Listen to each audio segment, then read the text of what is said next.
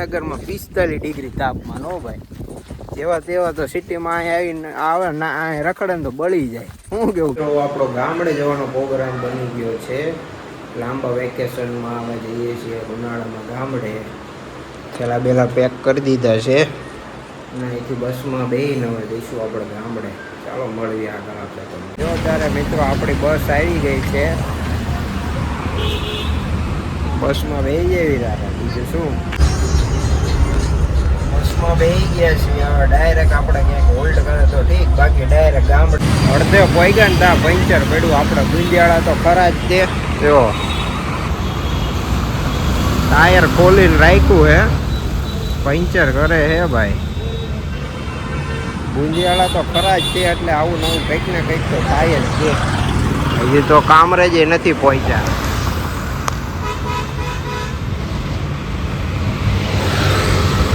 મિત્રો જે સૌરાષ્ટ્રમાં જતા હોય એને ખબર જ હોય છે કે માંડ ઊંઘ જામી હોય ને ત્યાં બસવાળા એને હોટલમાં હોલ્ટ લઈ લે ક્યાંક ને ક્યાંક. અને માંડ પાછી હોલ્ટ લઈને પાછા ઊંઘ જામી હોય ને ત્યાં પાછા આપણને પહોંચાડી દે આપણા ગામડે. એવું જ થયું છે. માંડ ઊંઘ જામી હતી ને ત્યાં આપણને પહોંચાડી દીધા હોટલે હોલ્ટ માટે. દર્શન હોટલ આવી ગઈ એટલે આપણું ગામ આવી ગયું. કોક ઘરેથી લેવા આવે એટલે ડાયરેક્ટ ઘરે પહોંચી જઈએ.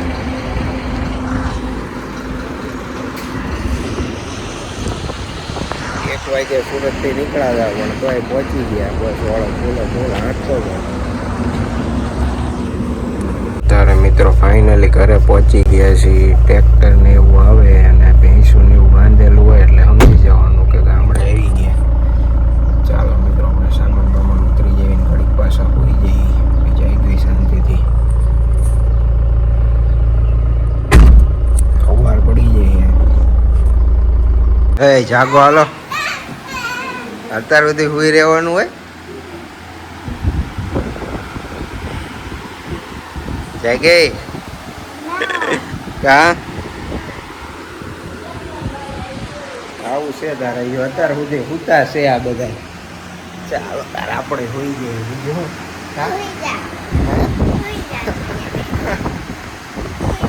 સવાર વળી જાય છે મિત્રો.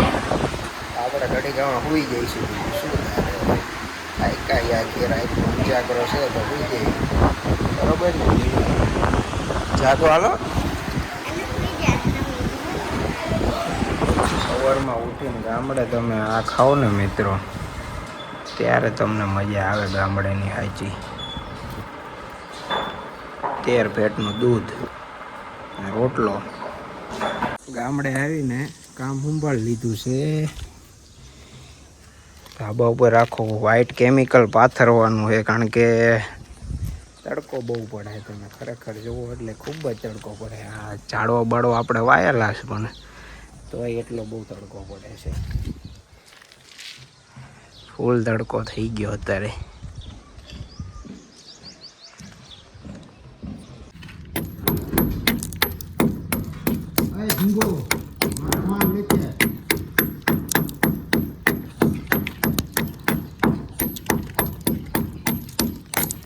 ચાલો મિત્રો બહુ તડકો ગામમાં છે એટલે નાવા નીકળી ગયા. હું નીટુભા અરે લઈ લીધો સામાન, પાણી રૂમાલ ને બધું લઈ લીધું છે. નીતુભાઈ લઈ લીધી લુંગી, ગામની દેશી લુંગી. ગમે તારે કાયમ આવે તમને.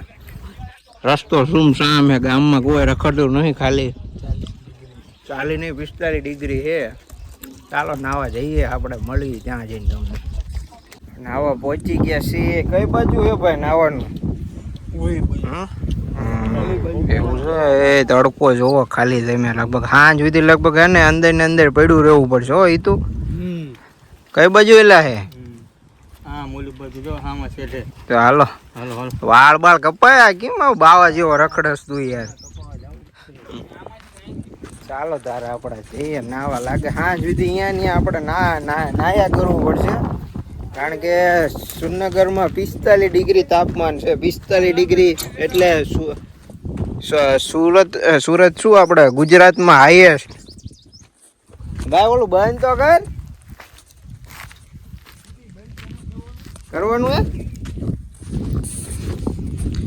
અહીંયા ઘઉં વાયેલા છે ને પછી ઘઉં ને કટરથી કાપીને પછી બાળી નાખ્યું બધું જોવા. ચાલો મિત્રો તાર પહોંચી ગયા છીએ નાવા. હલે પીપી પડને અંદર એ તો ટાટું પાણી છે કે મજા આવે.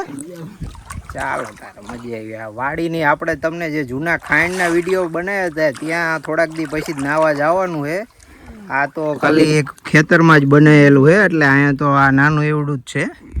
આપણે જે ખાંડમાં જે તમને જૂના વિડીયો દેખાડ્યા હતા એ 100 ફૂટ ઊંડી ખાંડ ને 100 ફૂટ લાંબી ખાંડ ત્યાં આપણે ખરેખર નાવા જવાનું છે. થોડાક જ દીમાં જઈશું. એનો વિડીયો લોન્ચ થશે ટૂંક જ સમયમાં. બરોબર ને હિતુભા? ચાલો તારે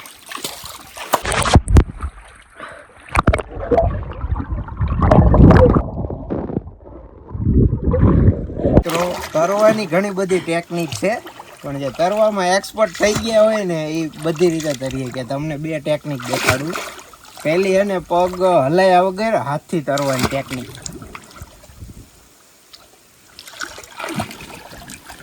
આ ટેકનિકમાં પગ આમનામ રહે, ખાલી હાથ હલાવવાના. તમે કહો એટલો ટાઈમ સુધી આ રીતના તરી શકું આપણે.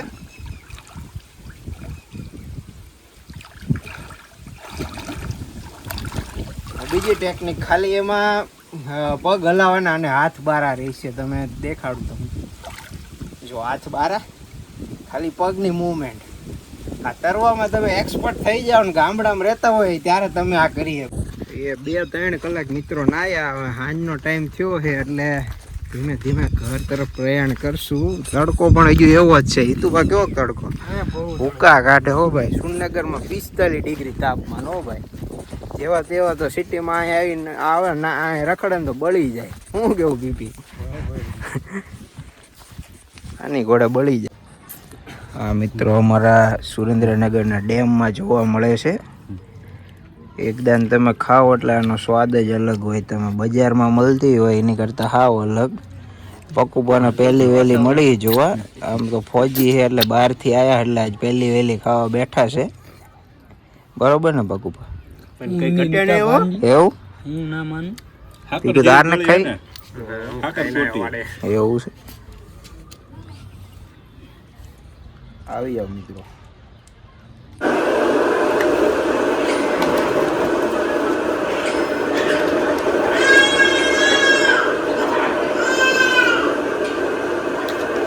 પાર્કિંગ કરી દે આલા.